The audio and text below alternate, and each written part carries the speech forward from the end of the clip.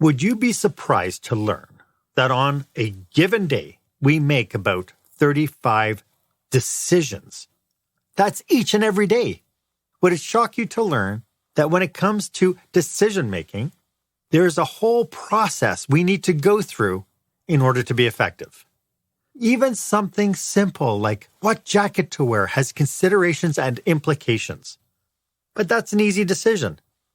Imagine what has to go on in making more complex business decisions. And that's what we're talking about today on Experienced Leadership. Welcome to Experienced Leadership, a podcast that challenges small business owners and entrepreneurs, just like you, to dare to be the exception. Join our host, customer experience expert Mark Hain, as he uncovers relevant and timely content to help you script and direct your business and teams to create jaw-dropping experiences your customers and staff deserve. Here is the host of Experienced Leadership, author of Lights, Camera, Action, customer experience expert, Mark Hain. Welcome to this episode. I am so glad that you are joining us today. My guest for this episode is Executive and Career Coach Madelaine Claire Weiss. And today we will be talking about how to become more effective with decision making. My one ask is, if you know somebody who could use this information, please go ahead and share this link. Let me ask you, have you ever made a big buying decision? Then hours and days afterwards, you doubted what you just did.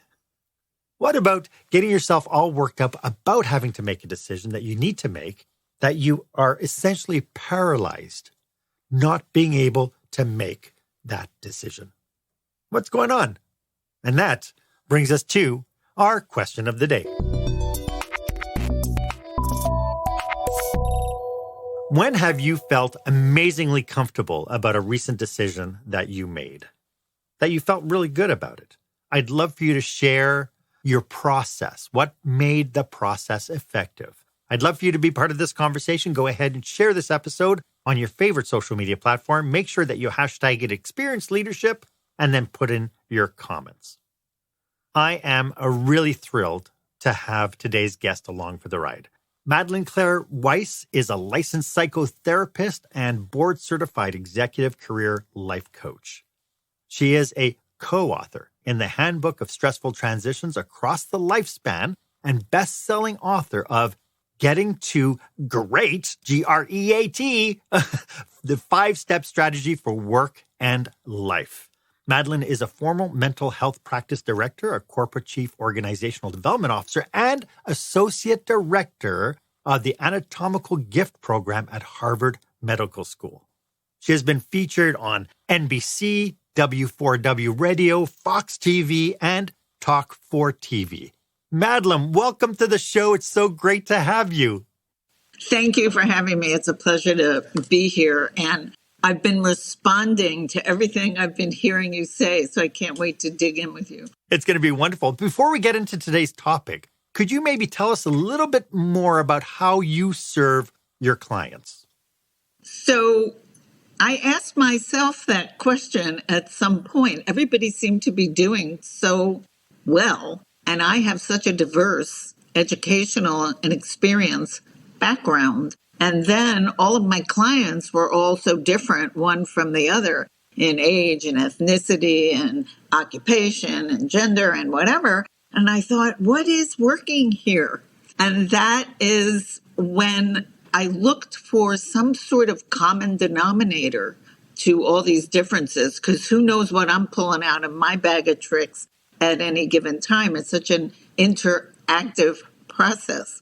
So when you say, how do you serve your clients? Usually when people come to me, they don't come saying necessarily, I want to have a great life. Can you help me with that?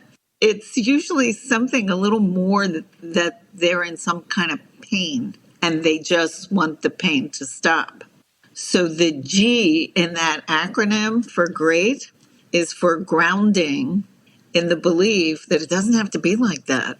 We all have everything we need to have a really great life. So I hold that space in that process. That's how I begin to serve my clients. I hold that until they can step into it and run with it on their own. This belief that it's actually possible. So lovely. Today, we're talking about effective decision-making. Thank you for sharing the stat with me that I can introduce it. But it's like, it's absolutely true. Every little thing we make decisions about. Why do you think effective decision-making is such an important topic for today? Well, actually, after the book was published, I then saw that number, that 35,000 decisions a day, most of which are unconscious. And I thought, holy Hannah, no wonder everyone is so exhausted. And actually, the doctors now have a term for that, decision fatigue. But then I saw that Forbes said that decision-making should be at the top of every organization's agenda. And you and I were talking in the green room that decision-making is so important. Like getting out of bed in the morning is a decision that we make, and yet we don't talk about it. Now, I heard you say in the intro something about like what you put on in the morning, and you said, and that's an easy decision. I got to tell you, I spent an entire session with a client yesterday who is at a, let's just say, prestigious university being interviewed for something that really means the world to him.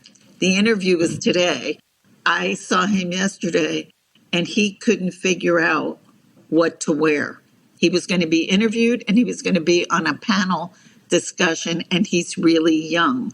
And what we explored was he described himself as more experienced than all of the others, but younger looking. And he was struggling with wanting to be himself, wanting to feel authentic, and also wanting to convey the experience that he has. And it was all wrapped up in what was he going to put on his body. I also want to say something else I heard you say before we got on, which is I thought I heard you use the words when you're comfortable with a decision, and then you said, and what made that so effective? Those are not the same things. And one of the myths I want to peel down with you today is people thinking they have to wait till they feel comfortable, and that's how they know it's right. Wrong. And that's one of the myths, because people could spend their whole lives waiting to feel comfortable. Yeah, it's interesting. You bring up a lot of good topics. And so I think as we peel back the onion of today's episode, we're going to be uncovering a lot more of this content. Before we get too deep into the conversation, could we talk a little bit about what ineffective decision-making would look like? I have a thing that I think that I made up, which is, and I usually say this at the end, but you referenced it at the beginning. So it's not the decisions we make as much as it is what we make of the decisions once we have made them. So I don't tend to think so much in terms of mistakes or failures. Those words don't pop into my life very much. It's what I made of whatever it was that was the best I could do at any given time. So then it's not about making ineffective decisions. It's about the follow-up to whatever decision is being made that can become effective or ineffective. It's all part of a process. Gotcha. So a decision is, to me, not a snapshot. It's a moving picture. By the way, I have a 3-part online course, and it starts with optimizing decision-making for peak performance in work and life. But you can make amazing decisions, and if you don't implement, it doesn't matter how good the decision was. And you can make amazing, so the second part of it is mindfulness-based goal commitment, because you can have a great goal without great commitment to it. But then most of us don't live in a vacuum. Most of us need some buy-in somewhere outside of ourselves. So the third component is navigating the people. So it's not about like you made a good decision. It's you made a good decision and you tended it, or you made any decision and you tended it well in the process. And you also paid attention to who out there thought what about what you were trying to manifest in the world. Yeah. You mentioned that one myth. Are there any other myths that people need to understand about decision making? Oh, I have a whole bunch. Yeah, let's cover 2 or 3. So one big thing is that most people, there's a common misunderstanding that if a decision is really hard, then you should spend more time on it.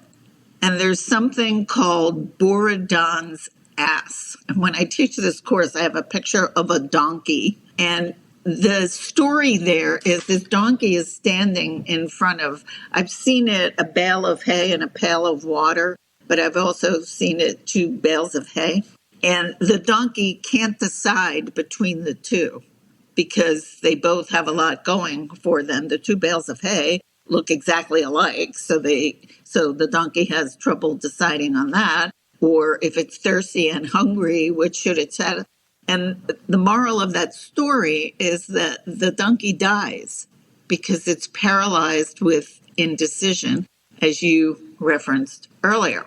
So there are studies that show that the more successful CEOs are the ones who realize that the reason the decision is so hard is because there are equal threats or opportunities on both sides. Therefore, you should spend less time on it, not more time on it. So I have this thing where I say, go fast, go bold, go emo, and I'll explain that, and go high.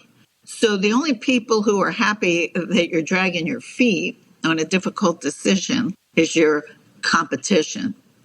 60% of people said they don't want to follow a leader who appears hesitant. So this idea is you should take a really long time because it's really important and really hard. Those people that I was talking about whose buy-in you need, they're not going to be on board. So people tend to do what makes them, and here's your word, comfortable. And they might wait for better information than they feel like they have right now. But what the studies show is that the longer you drag it out, the more decision fatigue you get. And even if there is new information, you're not really able to process it because the system has shut down. So what they're saying, here comes go bold, is that there are studies. I looked at a lot of studies when I realized that this is something, like you said, is so important and nobody's talking about it. And they said that the people who leapt outside of their comfort zones were down the line happier than the people who stayed in their comfort zones. There's this wonderful Yale study that showed that when we are they say that you have to be out of your comfort zone 70% of the time, which is why I said comfortable and effective are not the same thing, in order for anything to really happen. So they're saying that when you're in your comfort zone, the learning and the motivation centers in your brain are saying, because the brain doesn't want to ever waste any energy. So the learning and motivation centers in your brain are saying, everything's fine here. We can rest. We don't need to do anything. So not much learning takes place. Nothing new happens. And it's not that much fun. Now, I have clients who say to me, fun, like, who cares? Like, is that supposed to matter? Isn't a decision supposed to be pure logic? No, that's another myth, because that Psych 101 study, Phineas Gage, where he falls on the train tracks and gets a brain injury, and he seems kind of sort of normal, but his judgment and planning is completely way off because his higher brain and the emotional centers are not connected.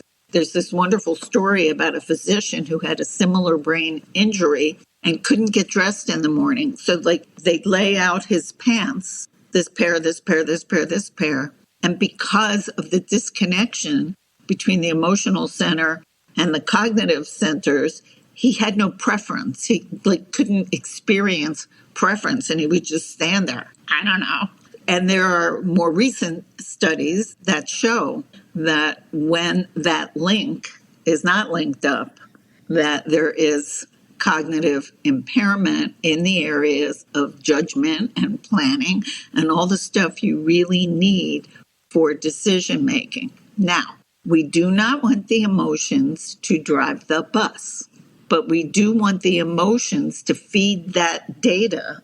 I like these pants, not these pants, to feed that data to the executive functioning brain, who we do want in charge of driving the bus. So when I say go high, I have this 30-second mindset reset that anyone can have. It's on my website, MadelaineWeiss.com. There's a tab in the menu that says Power Breathe. I timed it. It takes me 30 seconds or less to activate the polyvagal nerve so that you go out of fight or flight, you go out of the lower brain center, and you kick it upstairs to the higher brain, where that's where you want to make your decisions from after you gather data from the emotional centers. So none of that stuff is immediately comes to mind when you wake up in the morning. Not at all. And you've just fed us a fire hose, Madelaine, of content. So I encourage people to watch this again, because there's so many different aspects that you just tapped into. And one of the things that came to mind is, so we're talking about effective decision making, us as leaders, but let's flip the table a little bit and talk about what does it take for your customers to make effective decisions. And you mentioned something about this decision paralysis when you have 2 or 3 things and you have different aspects, different stressors on your brain, forcing you to test out the logic without engaging the emotion. But at the same token, one of the things that we do, especially in retail and in food service and all that, is we want to limit how many choices we give our customers. There was actually a study done at a farmer's market for a lady who was selling mustard, and she's got 45 different kinds of mustards. And they did a test with her, and they put the 45 little jars of mustard out, and through the 4-hour farmer's market, she sold barely any. When they reduced it down to a selection of 5 mustards, she sold 300 times more mustard because of that she had a limited stock. And so this is what you've been saying really resonates with me. Yeah. When I do this as a PowerPoint presentation, I have a slide that lists 200 different kinds of cereals and this many different kinds of toothpaste. And there are people who think that the obesity is that the problem that we have is that there's too much choice, which is, I think what you're saying, it just overwhelms people and it makes us not so smart. Yeah. And again, to your point, I mean, if you're trying to accomplish something, for instance, if you're wanting a healthier lifestyle and you don't know how to do it, you could get that decision paralysis because you're afraid, even though it's a $4 box of healthier cereal, there's so many different choices, you're afraid to make the decision and go on the wrong track, if that play with your metaphor. You mentioned the customers. I would think, that thing about it's not the decisions we make, but what we make of them afterwards. I would think that, and you tell me, that letting your customers know that it isn't just that they're going to make a decision and then they sink or swim, but that it's part of the process and you're in that process with them. I know that I take that approach with my clients, that everything is sort of experimental. We'll try this. And if that doesn't work, it's each new decision is based on the outcome of the one that came before it. So again, it's process. I think there's something, tell me if you think so too, but I think there's something comforting about that. There is. In fact, what I'd like to do maybe is right after the break, I'd like to talk a little bit about the idea of using decisions to help us fail forward. And we'll get to that right after this. When the spotlight shines on your business, are customers applauding or yawning? In other words, how is your business performing? Make your business a star with the new book, Lights, Camera, Action, Business Operational Excellence Through the Lens of Live Theater by Mark Hain. Mark uses his business and acting experience to help you see your business like a live show so you can create a performance your customers will never forget. Buy Lights, Camera, Action today at your favorite online retailer or directly at markhain.com. Welcome back. I am speaking with leadership coach Madelaine Claire Weiss. We are having a great discussion about GREAT discussion about effective decision making. But Madelaine, you have your book now, Getting to Great, a 5-step strategy for work and life based on science and stories. Why don't you tell us a little bit about your book? Well, I started with what the G is for. The beginning of the book really tells the story of my father, who passed away at 42 years old, and he was a business owner. And I was a very mouthy little girl, like the book, Madelaine. She was not afraid of mice. She loved winter snow and ice, to the tiger in the zoo. Madelaine just said poo-poo, and so did I too many times to my dad. So when he passed away, I went for years thinking that he died of me until this moment in the cemetery with my mother. And I broke down with her about how all my fault it was. And she said, "No, honey, it wasn't you. It was work." So no surprise, I now help busy people live happier, healthier, prosperous, and productive lives. And we do this by learning to master the mind, which can be on our side if we learn how to make that so. So I started out actually in a clinical chemistry laboratory. I was very worried about my mother when my father passed away. And I went to the University of Pennsylvania Graduate School of Medical Technology to begin to earn income as soon as I could. It was after that I realized that I wanted to work closer to the people. So I call myself the Queen of Pivot because I just kept learning more and more and more that would enrich me to be able to do the work that I'm doing. And as I said, I got to a point where I said, this is working. What is it? And that was when I decided to write the book. So nice. It's a really nice tie-in. I did read the preview. It is available on Amazon. The link is in the show note for it. I encourage people to check it out because you share some really intimate stories about how you grew up and some of the challenges that you had and kind of your kind of evolution within your great framework as well. So well done on that. Thank you. Yeah, every chapter starts with an anecdote from my life that is relevant to the topic of the chapter. So if there's a chapter on money and there's a chapter on time and there are little stories about me and that, but then it goes into a lot of theory and research, and each chapter concludes with a case study that is not about me, but one of my clients, and an exercise for personal use. Love it. So it was kind of fun to write. So you said something about fail forward. Yeah. So just before the break, you were tapping onto this thing that kind of laid this seed about, it's not about the decision, it's how you deal with the decision afterwards.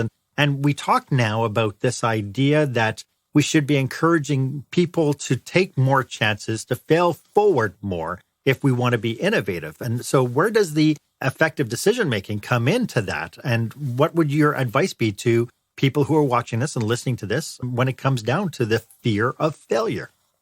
I told you I don't use that word. I don't use that F word. Okay. Because it doesn't fit for me in the way that I think of things. When you're thinking that our life here on this planet is a process and it's all part of the process. So I can't embrace the word. It doesn't seem to work. What do you think of my saying that? I guess the challenge is that our present paradigm is centered around the fact that when we make a decision, we have an expected outcome. And if we don't make that outcome, then we deem it to be a failure. Okay, well, here's the thing. Good. So I have been studying Eastern philosophy for over 25 years, which is why I say to you, who knows what I'm pulling out when? According to Eastern philosophy, it's not about the result.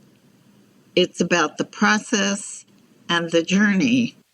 And they have the story about the monkey, I forget what it is, trying to pull the banana out and is gripping so hard to the outcome that it can't get the banana out. So even though, of course, we all want really good outcomes, they go better when we're paying attention in the moment to the process. I know this to be true because I live like that, but I also appreciate how counterintuitive that is. I don't know how to say it any better that when I make a decision, I tend my decision, I take into account its impact on others, and I just do the best I can. And then I make another decision and another decision. There's something called the Goldilocks principle. Have you heard of that? I heard something along those lines. Yeah, we should explore that a little bit. So the Goldilocks principle, nobody gets out of a session with me without, well, I shouldn't say it that way. Sometimes they do. But for the most part, at the end of every session, we have action steps. And the action steps are usually designed by the client based on the conversation that we've had about where they want to go in their lives. And the reason we call it Goldilocks is that the steps are not so big that, and you were talking about this, Mark, that it throws them into this decision paralysis, like it's so overwhelming, but also not so small that the brain is bored, because you want those learning and motivation centers turned on. And the brain likes novelty. The brain goes, oh, look at this. This is new. There's something happening here. So you always want to be moving forward, not too big, not too little, but just right. And you can see there's nothing about failure in there. You're just trying this, and what you learn from that will tell you what maybe your next step could be. And it's amazing. You know, of course, the cliche that we hear all the time, of course, is Thomas Edison and taking 1,000 tries on a light bulb. And when he was interviewed by a young reporter who asked him, what does it feel like to fail so many times? He looked at the young reporter and said, I didn't fail 1,000 times. I found 1,000 ways not to do it. And, you know, everything is evolutionary. I mean, we need to figure out what didn't work. And from there, we learn about what didn't work. And because of that, we can then iterate and move forward with it. You know, there's this wonderful little video on Thomas Edison. I don't know if it's a true story or not, but I cried when I watched it. They sent him home from school one day with a note for his mother saying that he couldn't come to the school anymore because he was too dull. And then she homeschooled him or something. He was too dumb. He was too dumb to be in the class.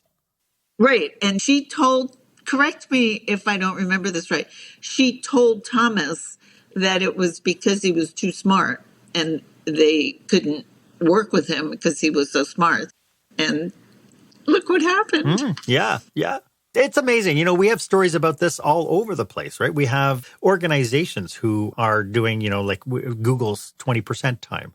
Right, where the staff are given 20% of their time to work on a pet project that towards Google, not, you know, the random things, but, you know, how much innovation has come out of that because of giving people the chance to say, you know, you can waste 20% of your time trying new things and moving forward with it. And so that's really interesting. And you know, and I think that we can learn a lot from there. You know, I've had situations where we've had mistakes in the organization, and they are taken aback when I said, look, nobody died, nobody got hurt. And to me, that's the two biggest measurements of whether or not a decision is bad. Nobody died, nobody got hurt, so we can learn from everything else. It's like, what steps do we then need to take to make sure it doesn't happen again?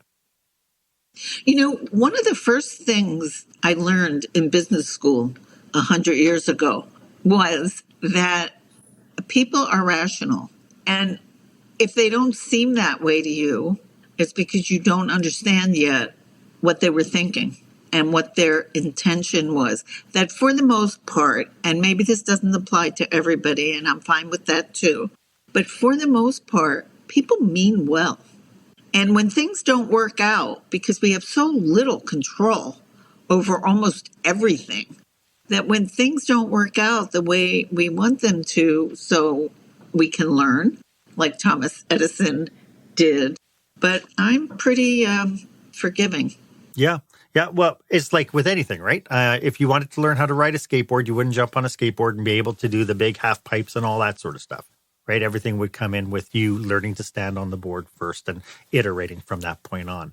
Decisions are really challenging for a lot of organizations when it comes down. And I loved your comparison about when the variables are equal, that we tend to delay it. And really, that's the last place we want to delay it, because what we should.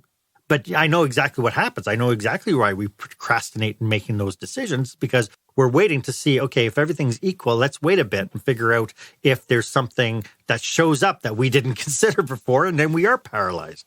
Yeah, because nobody wants to make a mistake. That's what it is. But when you stop thinking in terms of mistakes and failures, and you just think one foot in front of the other in the best way we know how, and we learn. And it's a process. It's not a snapshot. A decision is not a snapshot. It's interesting. I just recently had a conversation with my comedy coach. I've decided that in order to become a better speaker, I wanted to learn a little bit about stand-up. And he said one of the number one things he told me is when you go to the open mics and you're standing up on stage, go up there with the expectation that you're going to learn about what's not working. What a different way to do it, because most people get all nervous and everything because they think, okay, I want everybody to laugh and they better all laugh. I know this stuff is funny. And then when people don't laugh, they absolutely fall apart. And his suggestion is to do the opposite, is go up there, have fun, but do it with the intention to find out what's not working, because then the next time you can sit down, rewrite it, and test it again. And I thought, to your point, that is exactly what we should be doing with our decisions, is saying we have an objective to do. Why don't we try this and see what the outcome is? And then we can adjust from there. I think that's brilliant. You have in the documentation you sent me, you have a thing called peak performance decision making. Could you unpack that for us a little bit? Well, to make it your peak performance decision making, you circumvent these myths. So you said that it was a fire hose. I want it to feel more simple than that. Go fast, go bold, go emo, go high. It's 4 things. And it doesn't mean to always go fast, because there's sometimes when maybe you shouldn't, but faster and bolder, and taking your emotional data into account for your higher order decision makings that come from the higher brain. So fast, bold, emo, high. And that's what I think gets us to optimal decision making, because when we don't do those things when we should, we're pretty much shut down. You mentioned the emo. I think we talked about everything else, but you mentioned the emo side of it, but I don't think you defined that for us, what that was. Well, emo is the word that my kids used to use when they were young and still living under my roof, and I didn't like what they were doing or something, and they would say that I was being emo. What that means, I'm just using that for short. But what I mean by that in decision making was what I was saying about the midbrain emotional centers. Here's the hand model of the brain. This is the amygdala. When this is overexcited, it either really loves what's going on or it really doesn't love what's going on. But in either direction, it's overexcited. It knocks. This is your higher brain. So this agitation knocks the higher brain offline. Dan Siegel, who sort of coined this, says it's like flipping your lid.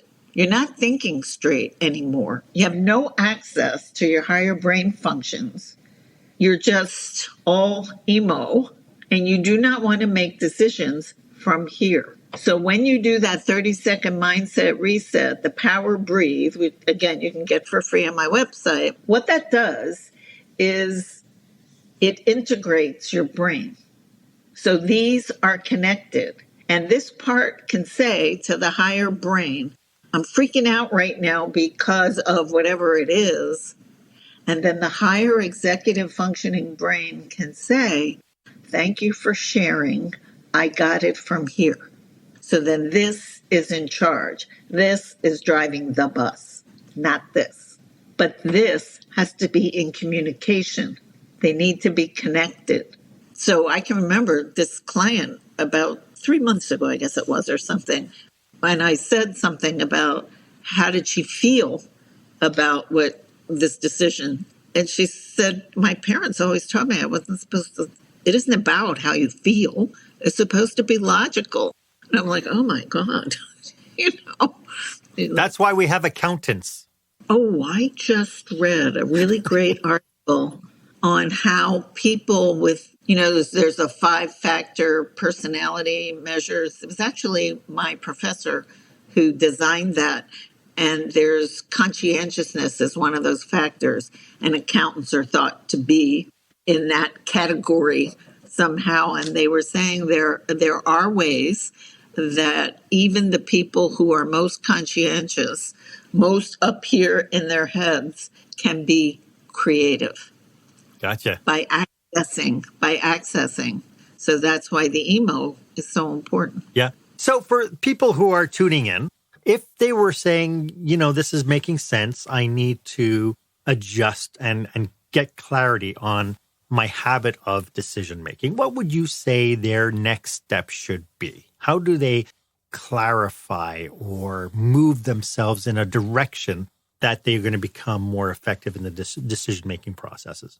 I just had a client this morning where he said things were really busy and it was really great because then he didn't have to think about anything that he didn't want to think about. He didn't have to. And we talked about, so then he was trying to apply the doing to feeling. And I said, well, that's like a bit of an oxymoron, or that's the solution that's creating the problem. Now you're going to turn this being and feeling into a doing, kind of undoes. Anyway, point was for him to be able to just, this is going to sound funny since I was saying go fast, but take a moment to go slow and see what comes up. Love it. So it's the go slow part of it is more along the lines of intentionality.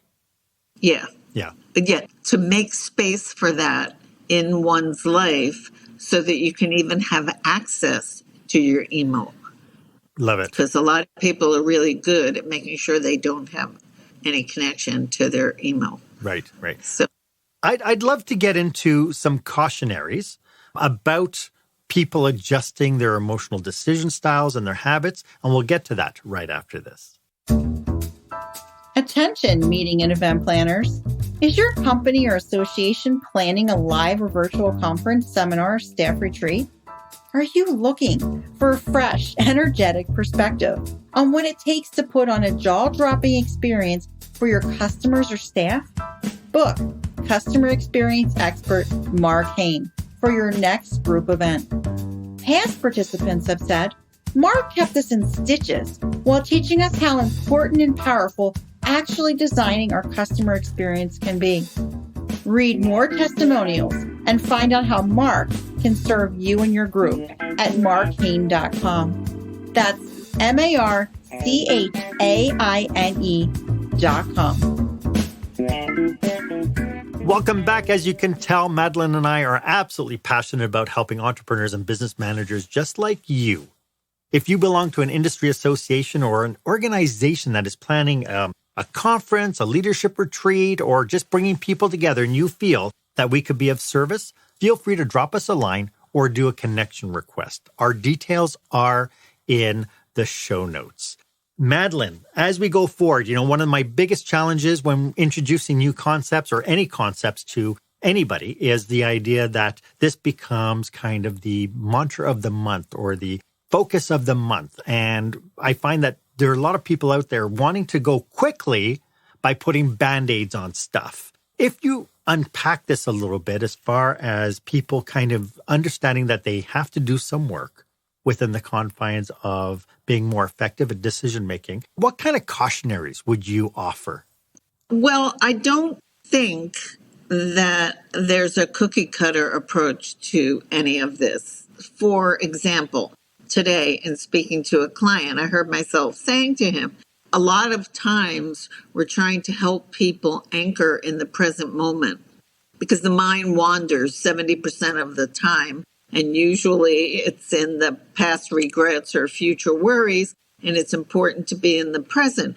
But in his case, he was too much in the present where everything was just fine and not thinking enough about the future and what he was setting himself up for. So I'm always a little careful about prescribing something for everyone because there's this wonderful book called The Moral Animal by Robert Wright, and he talks about knobs and tunings, and he says we all have the same knobs, which is our capacities for competition and cooperation and, the whole bag of stuff that humans are capable of. But by nature and nurture, we have different tunings on those knobs. And I'll often talk with people about getting their hands on the knobs because a lot of it is just habit. It worked for a period of time and it's not working anymore, but their hands aren't on the knobs. So when they begin to think that way, and, you might want to turn this up a little bit or turn this down a little bit. And that might vary from situation to situation. So it's all very nuanced. So I guess what I'm saying is if you want to make a difference in your life and not be stuck doing same old, keep on doing what you're doing, keep on getting what you get, it might be okay, but it's kind of blah. And why shouldn't you have a great life? Find somebody great to work with. Yeah. And we've said this time and time again on this show. We've talked about at length the need to be able to get somebody to help you with your reflections, somebody to hold up that mirror for you so that we are able to become more effective about it. This has been a fascinating topic, Madelaine. Like I mentioned to you before we went live, out of 127 other episodes, we have not talked about effective decision making. And this has been a thrilling conversation. I can't believe how quickly the time has gone. Do you have any last thoughts about what we've been talking about today? Well, there are some other tips. Some people believe, some studies show, to make the important decisions in the morning. For example, before you start getting fatigued from the 35,000 decisions, to your point about all the choices, to pare those down for yourself. Just because, so they were saying things like, and I have a good example of my own. If there's a breakfast cereal that you like, just because there are 200 of them, you don't have to think about all 200. Pick one and stick to it, actually. That's one less decision that you have to make. I wear black all the time, and people are constantly commenting on it. But I'm saying, you don't understand. I don't have to think. There's no thinking, and there are ways that we can each reduce our own decision fatigue, and it's different for everybody. But the other thing that and this isn't, well, I guess it is about decisions now that I think about it. There's a concept that I like to share in closing, which is good company. And good company is not just the people that we decide to let into our lives.